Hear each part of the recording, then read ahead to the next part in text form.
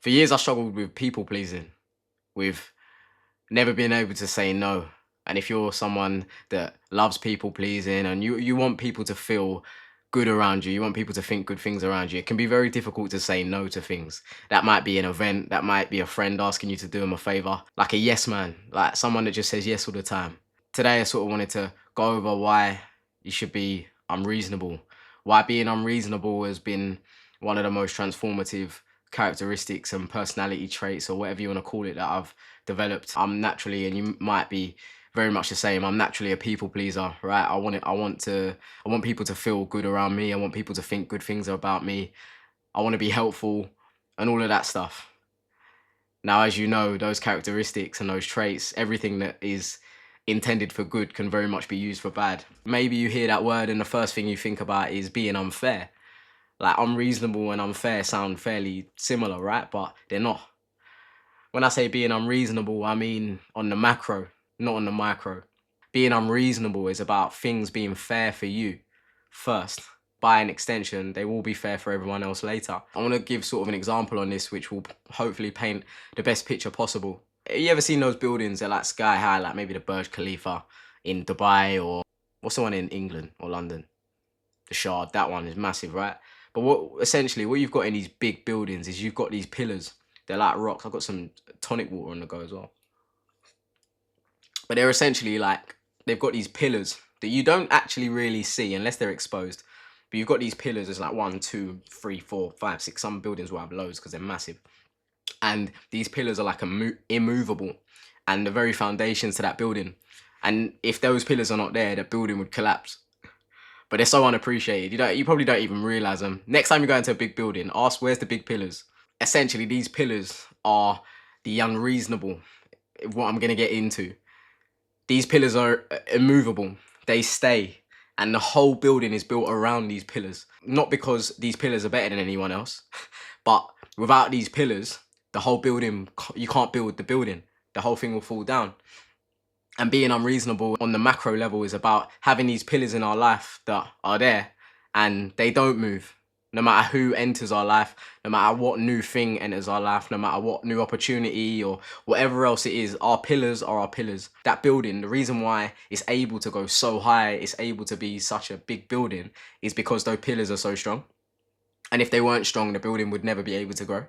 The stronger your pillars are, the more you're going to be able to help people, the more you're going to be able to pour into people, the more people are even going to come to you, ask for help. In order to say yes to all of these things, you have to say no to stuff.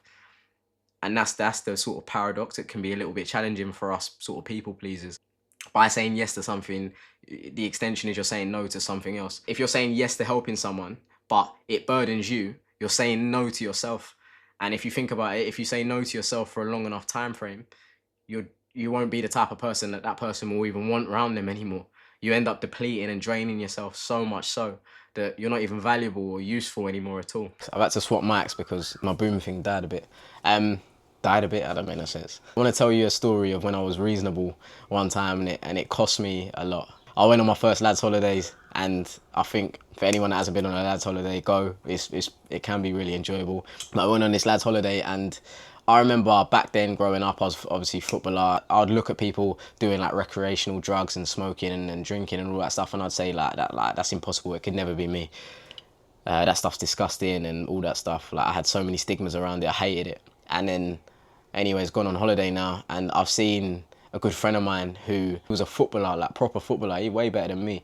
And he'd done this recreational drug, right? We're in this sort of beach club in Ibiza and some other places, and he was taking these drugs and stuff. And at first I was like, nah, like I can't do that.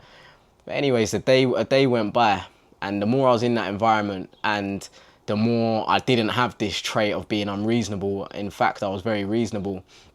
I had this sort of peer pressure, and I felt this type of way to impress this guy, right? Because he's like a good friend of mine, but I also really look up to him. He's doing well in something I want to do well in, which was football at the time. And I ended up taking some sort of party stuff, right? The stuff that makes the party a bit better, some of that stuff. And what I realised through that whole experience, and even to this day, I sort of use that example a lot, is that the reason why I done that is because I was reasonable. I was a reasonable person. I would reason with things that were meant to be. If we go back to that example of the building that's got the firm pillars in it, I was being reasonable with one of these pillars. One of my values, I was being reasonable, and of like, oh no, he's doing it, so I'll do it. And then I ended up falling into it, and then that sort of sparked a life of clubbing every weekend, partying, raving, drinking, getting really out of shape. Like, this little seed sparked me to go on a madness, like a mad one, to be fair.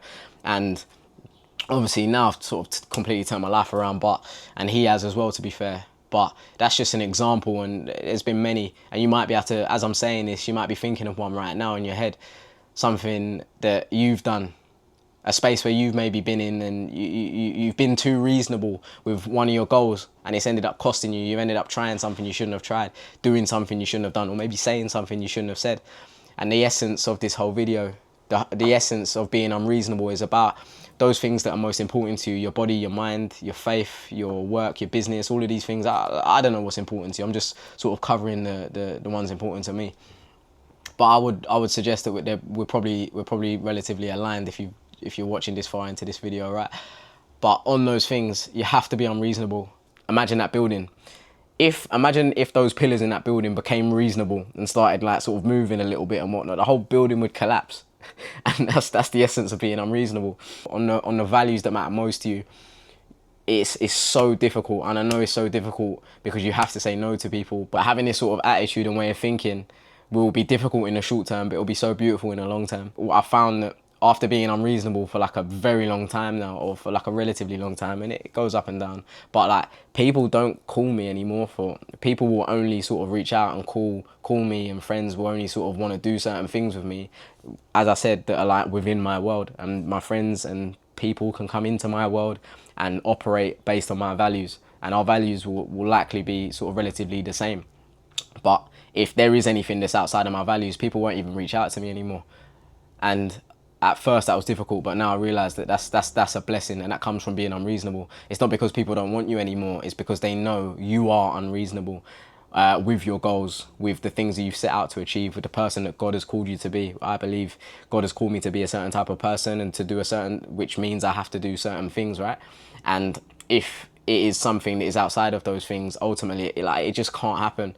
Through doing that, you'll find more people on that similar journey. You'll create deep bonds and brotherhoods and even sisterhoods with people that are sort of maybe on that similar journey, and it just allows you to be more authentic, more yourself. When we're reasonable, we don't achieve the things we've set out to achieve, and we don't become the person I believe God has called us to be. And you can be reasonable on the micro. For example, if there's three restaurants and each one of them fit your macro goals or whatever, then it's like, yeah, whatever one, let you lot decide, or let your girl decide, or let your mates decide. Yeah, you lot decide. It doesn't matter to me, because it's sort of hit that first barrier.